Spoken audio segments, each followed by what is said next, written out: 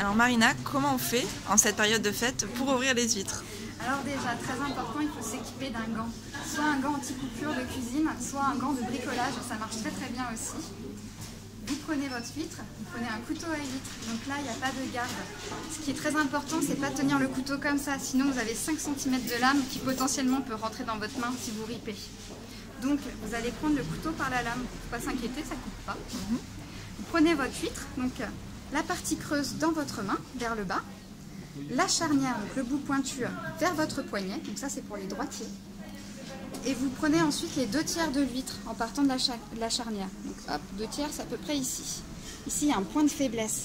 Donc vous allez comme ça faire un petit mouvement de rotation pour rentrer dans l'huître. Là vous allez pouvoir ensuite faire un mouvement d'avant en arrière pour couper le muscle. Hop, puis vous faites un peu un effet aussi de levier. Et une fois que c'est ouvert, hop, vous pouvez soit gratter ici la partie qui reste de l'huître, soit la manger pour les gourmands. Et après, vous pouvez vider la première eau, l'huître en fera une deuxième. Donc là, on a mis exactement 1 minute 15 pour un vrai repas de Noël. Combien il en faut? Au moins 6 par personne, au moins ça. Et avec quoi on peut les déguster? Alors en accompagnement, il peut y avoir différentes sauces. On peut faire donc le citron, la sauce échalote vinaigre, mais on peut aussi accompagner de poivre du Timut par exemple. Donc ça c'est quand on est sur des huîtres crues. Après on peut faire aussi des huîtres chaudes, donc les huîtres gratinées, les huîtres au champagne, après il y a plein de recettes.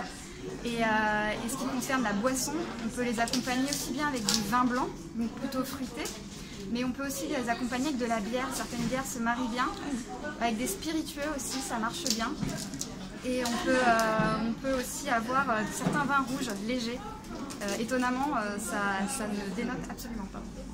Quel cépage par exemple de vin rouge, parce que c'est étonnant? Alors le Jollet Nouveau par exemple, donc Gamay, ça marche bien.